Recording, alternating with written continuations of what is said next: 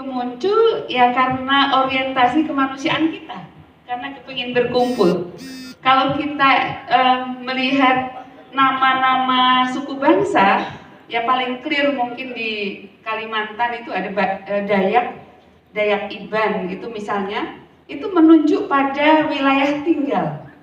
Jadi wilayah Sungai Iban, makanya disebut Dayak Iban dan seterusnya. Juga mungkin suku Dani di Irian itu adalah komunitas yang tinggal di wilayah Lembah Dani, misalnya seperti itu. Nah, orientasi untuk hidup bersama itu kemudian mereka hidup bersama dalam suatu wilayah. Kita bisa membayangkan ketika suatu kelompok manusia tinggal dalam satu wilayah dalam konteks waktu yang tertentu dan lama begitu. Oleh karena itu mereka akan mengabadikan apa yang mereka miliki. Itulah yang disebut sebagai pembentukan ethnic group.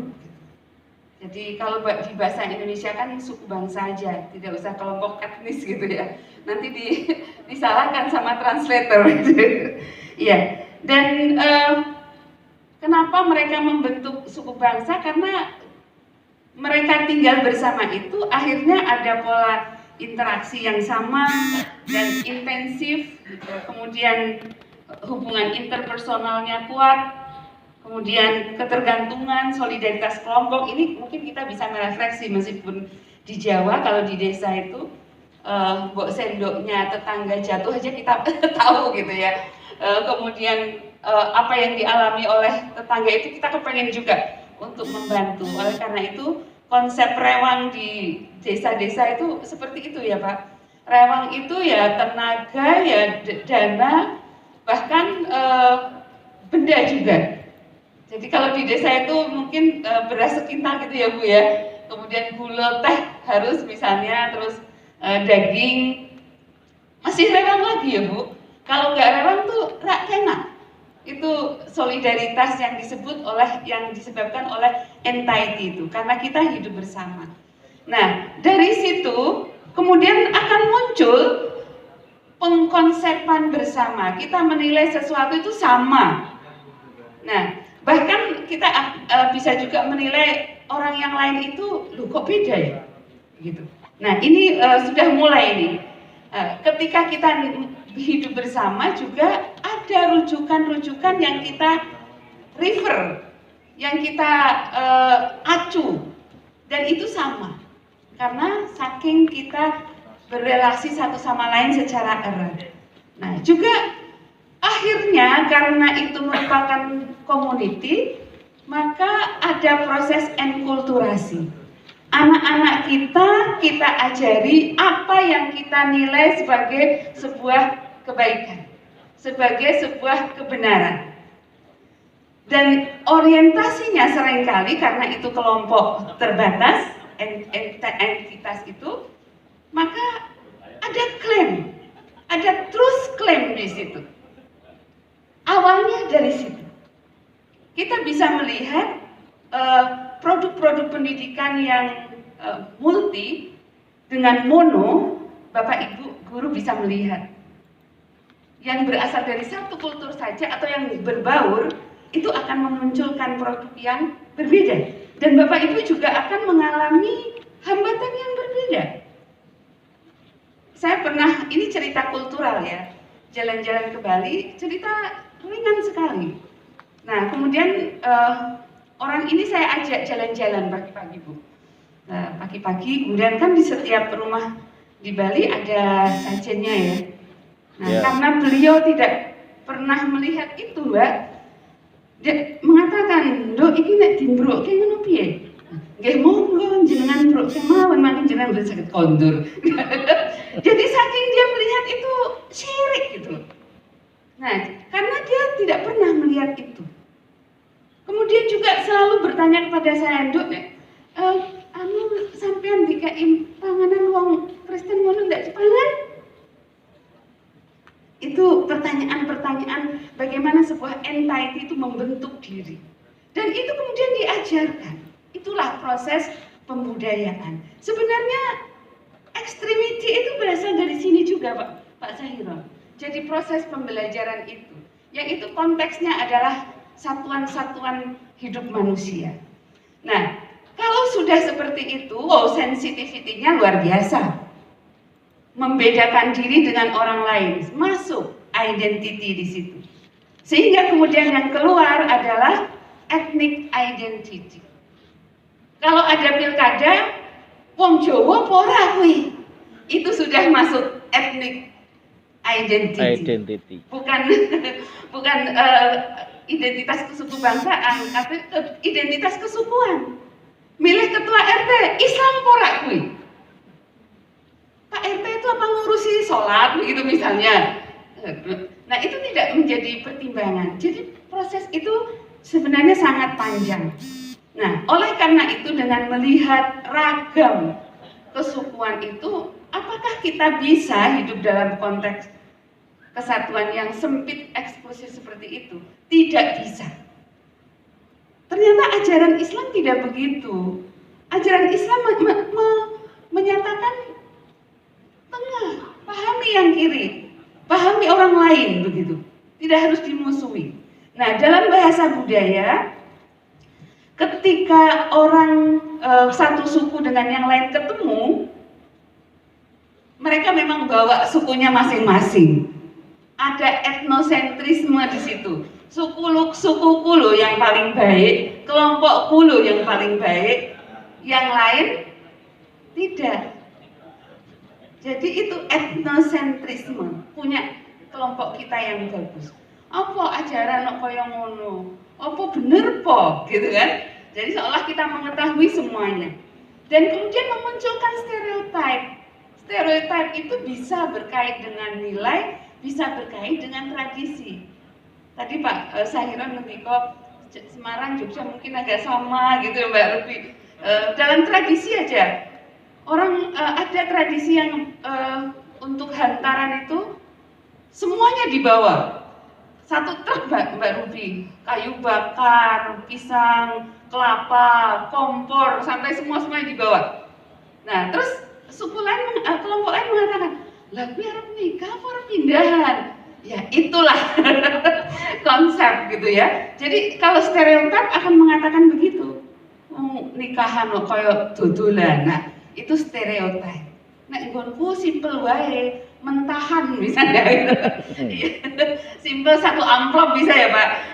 Atau bahkan sekarang nomor rekeningnya berapa? Udah praktis ya Pak. Iya, tapi itulah, itu dibentuk sehingga orang kalau tidak bawa kayu bakar nggak enak, merasa tidak pantas dan tidak memantaskan calon besannya. Nah, ini stereotip. Dan kemudian muncul kalau sudah ketemunya antar kelompok, sudah pembentukannya seperti itu, ada prejudice, ada prasangka. Terus berprasangka. Kuwi wong ndi? Ojo nganu lho, itu dia. Jadi bawaan kita tuh bawaan melihat diri kita paling baik sehingga orang lain tuh harus dicurigai.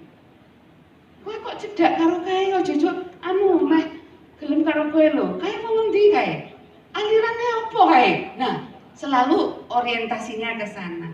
Nah, di sini semakin menguatkan ethnic group politics itu. Jadi politik kelompok, politik kesukuan.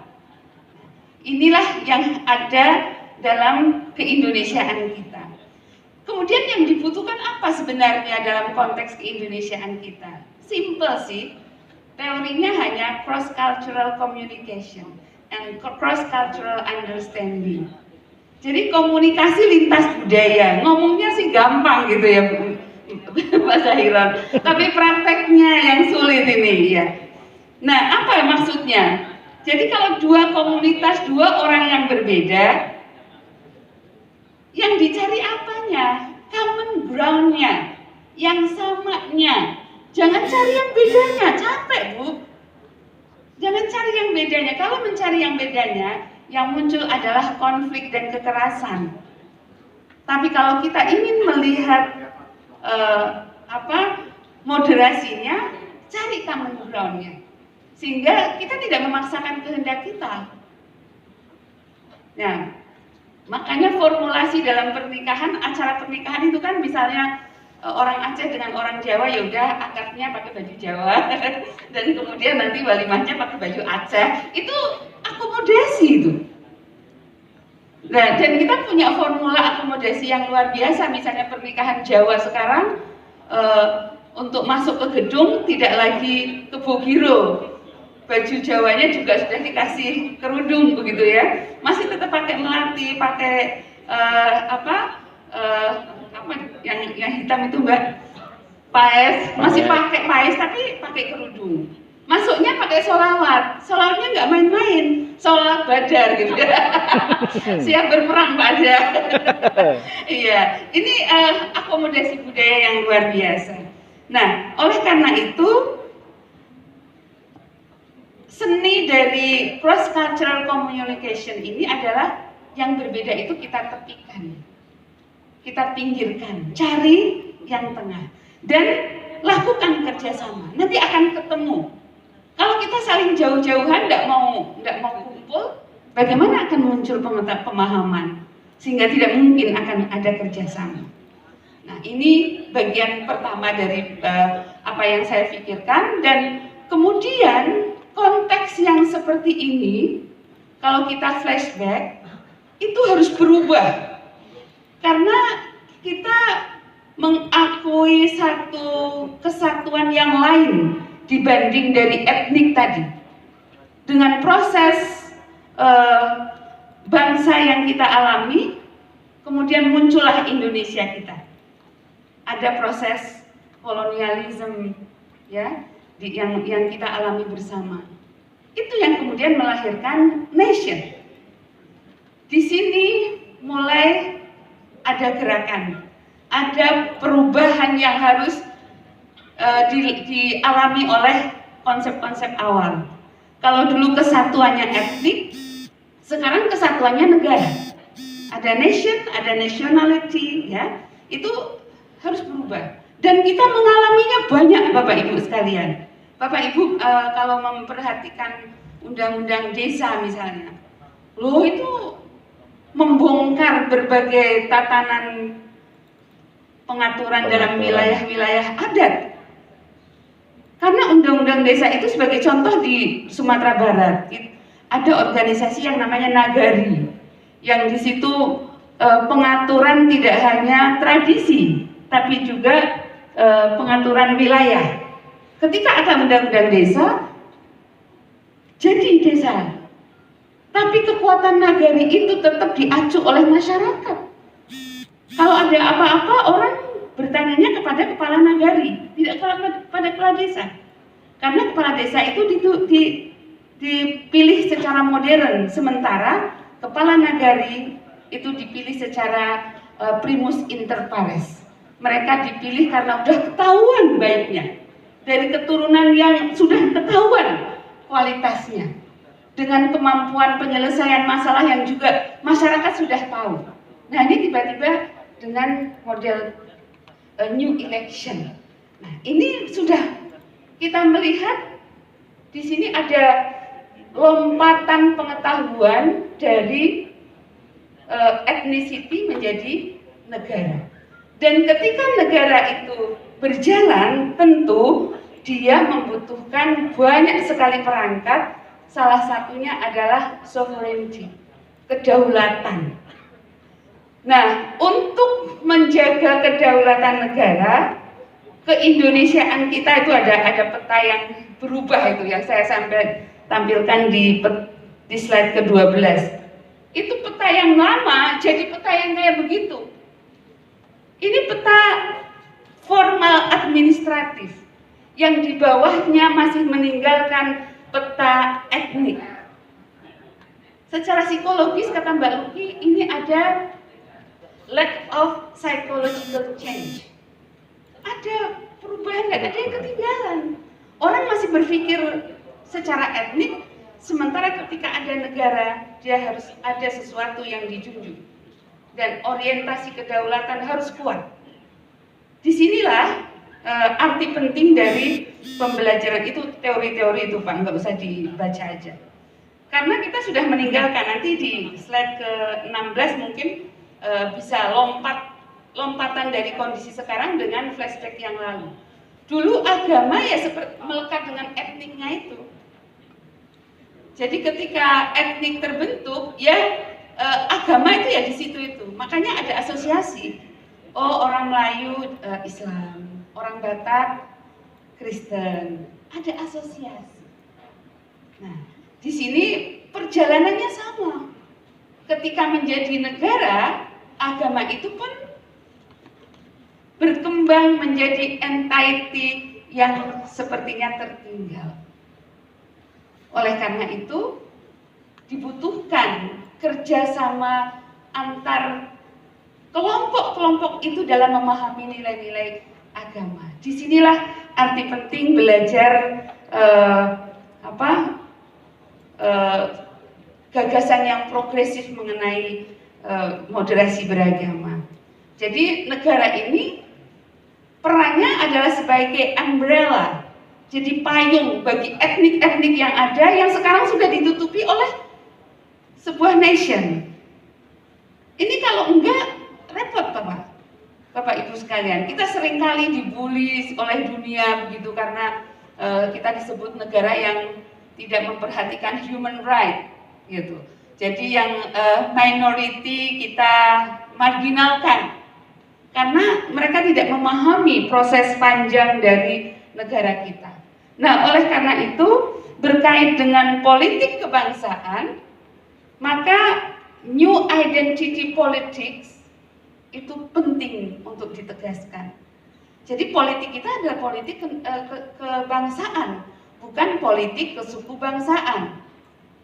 Mungkin sekali waktu atau sering kali begitu, pilkada itu, wah itu politik kesuku bangsaannya pol itu.